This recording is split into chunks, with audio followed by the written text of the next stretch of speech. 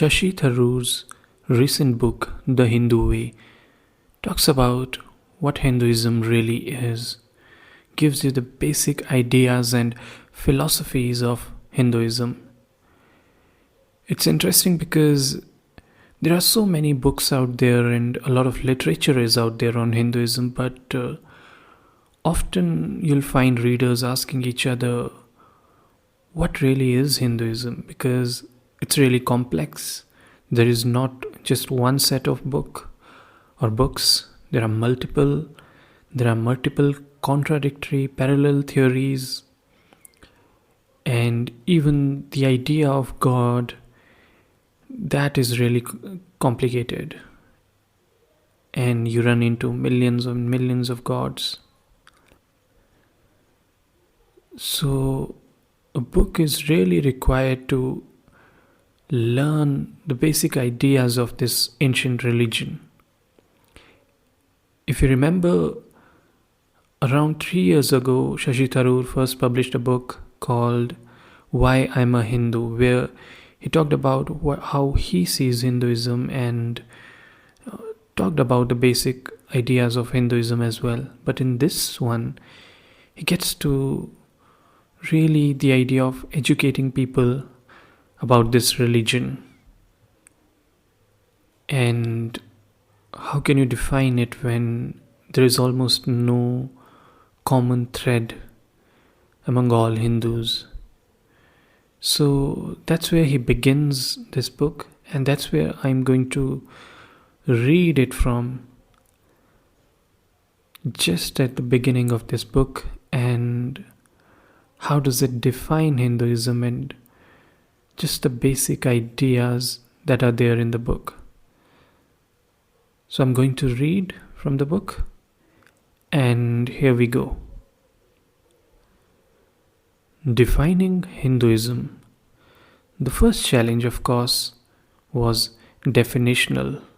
The name Hindu itself denotes something less and more than a set of theological beliefs. In many languages, French and Persian amongst them, the word for Indian is Hindu. Originally, Hindu simply meant the people beyond the river Sindhu or Indus. But the Indus is now in Islamic Pakistan. And to make matters worse, the word Hindu did not exist in any Indian language till its use by foreigners gave Indians a term for self-definition. Hindus, in other words, call themselves by a label that they didn't invent themselves in any of their own languages, but adopted cheerfully when others began to refer to them by that word. Of course, many prefer a different term altogether, Sanatana Dharma, or eternal faith, which we'll discuss later. Hinduism is thus the name that foreigners first applied to what they saw as the indigenous religion of India.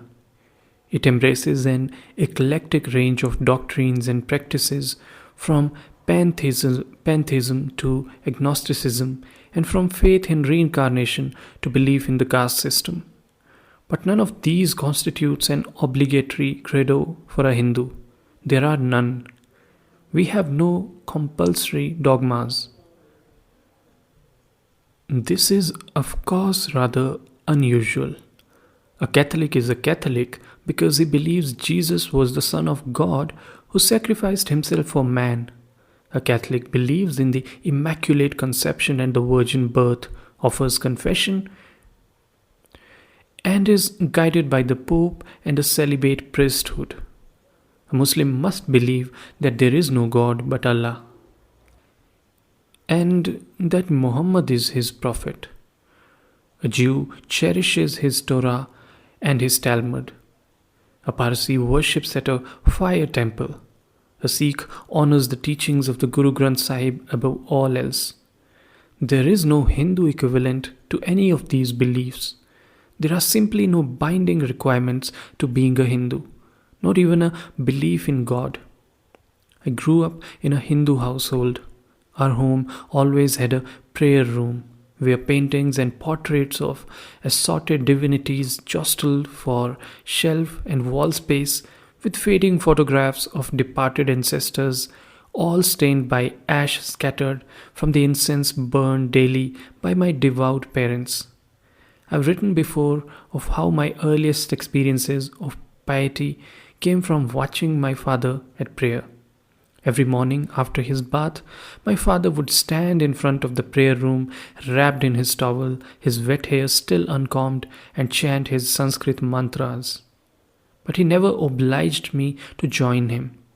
He exemplified the Hindu idea that religion is an intensely personal matter, that prayer is between you and whatever image of your maker you choose to worship. In the Hindu way, I was to find my own truth. And I think I have. I am a believer despite a brief period of schoolboy atheism.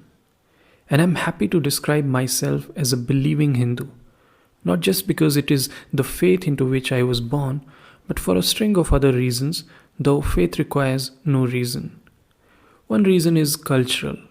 As a Hindu, I belong to a faith that expresses the ancient genius of my own people. I am proud of the history of my faith in my own land, of the travels of Adi Shankara, who journeyed from the southernmost tip of the country to Kashmir in the north, Gujarat in the west, and Odisha in the east, debating spiritual scholars everywhere, preaching his beliefs, establishing his mutts. I am reaffirmed in this allegiance by the Harvard scholar Diana Eck, writing of the sacred geography of India, knit together by countless tracts of pilgrimage. The great philosopher President of India, Dr. Sarvapalli Radhakrishnan, wrote of Hindus as a distinct cultural unit with a common history, a common literature, and a common civilization. In reiterating my allegiance to Hinduism, I am consciously laying claim to this geography and history, its literature and civilization, identifying myself as an heir to a venerable tradition that stretches back into time immemorial. I fully accept that many of my friends, compatriots, and fellow Hindus feel no similar need, that there are Hindus who are not Indian, but I am comfortable with this cultural and geographical Hinduism that anchors me to my ancestral past. But another reason for my belief in Hinduism is, for lack of a better phrase, its intellectual fit. I am more comfortable with the tenets of Hinduism than I would be with those of the other faiths of which I know. I have long thought of myself as liberal, not merely in the political sense of the term or even in relation to principles of economics, but as an attitude to life. To accept people as one finds them, to allow them to be and become what they choose, and to encourage them to do whatever they like is my natural instinct. Rigid and censorious beliefs have never appealed to my temperament. In matters of religion, too, I found my liberal instincts reinforced by the faith in which I was brought up. Hinduism is, in many ways, predicated on the idea that the eternal wisdom of the ages and of divinity cannot be confined to a single sacred book. We have many, and we can delve into each to find our own truth or truths. As a Hindu, I can claim adherence to a religion without an established church. A religion whose rituals and customs I am free to reject. A religion that does not oblige me to demonstrate my faith by any visible sign, by subsuming my identity in any collectivity, not even by a specific day or time or frequency of worship. There is no Hindu Pope, no Hindu Vatican, no Hindu Sunday even. As a Hindu, I follow a faith that offers a veritable smorgasbord of options to the worshipper, of divinities to adore and to pray to, of rituals to observe, of customs and practices to honor, of fasts to keep or not. As a Hindu, I subscribe to a creed that is free of the restrictive dogmas of Holy Writ, one that refuses to be shackled to the limitations of a single volume of holy revelation. A Hindu can be Astika or Nastika. The terms are said to relate more to orthopraxy rather than orthodoxy, but action proceeds from a set of convictions. As an astika, he can accept the sacredness of the Vedas, the existence of the soul, and belief in God, or he can reject one or more of these credos and still be Hindu, an adherent of Nastika variant of Hindu philosophy. As an Astika Hindu, he can subscribe to any of the six major schools of philosophy or Shad Darshanas. As a Nastika Hindu, he can declare allegiance to any of the five schools, including Buddhism and Jainism, which, after arising as reform movements against the ritualistic Hinduism of their day, were practically reabsorbed into the parent faith. Or the Nastika can attach himself to the materialist Charvaka school, whose followers denounced most religious practices and devoted themselves to wealth and profit. The palette of options available is as colorful as the most inventive artists. At the same time, as a Hindu, I appreciate the fact that Hinduism professes no false certitudes. Its capacity to express wonder at creation and simultaneously skepticism about the omniscience of the Creator are unique to Hinduism. Both are captured beautifully in this verse from the 3500-year-old Rig Veda, the creation hymn. It goes like, "Then there was neither non-existence nor existence. Then there was neither space nor the sky beyond. What covered it? Where was it? What sheltered it? Was there water in depths unfathomed? Then there was neither death nor immortality, nor was there then the division between night and day. That one breathed breathlessly and self-sustaining. There was that one then, and there was no other. In the beginning there was only darkness, veiled in darkness. In profound darkness, a water without light. All that existed then was void and formless.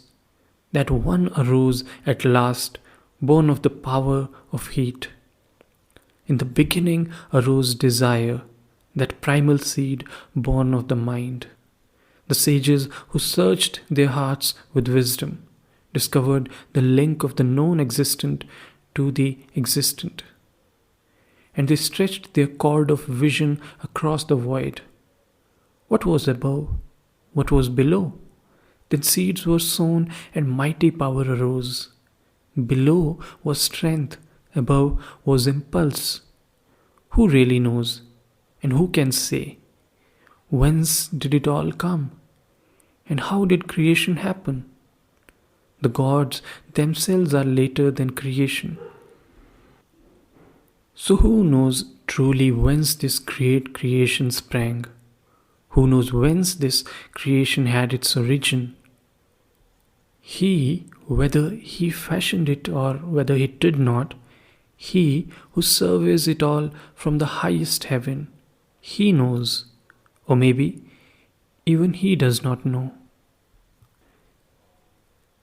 Maybe even he does not know. I love a faith that raises such a fundamental question about no less a supreme being than the creator of the universe himself. Maybe he does not know indeed. Who are we, mere mortals, to claim a knowledge of which even he cannot be certain?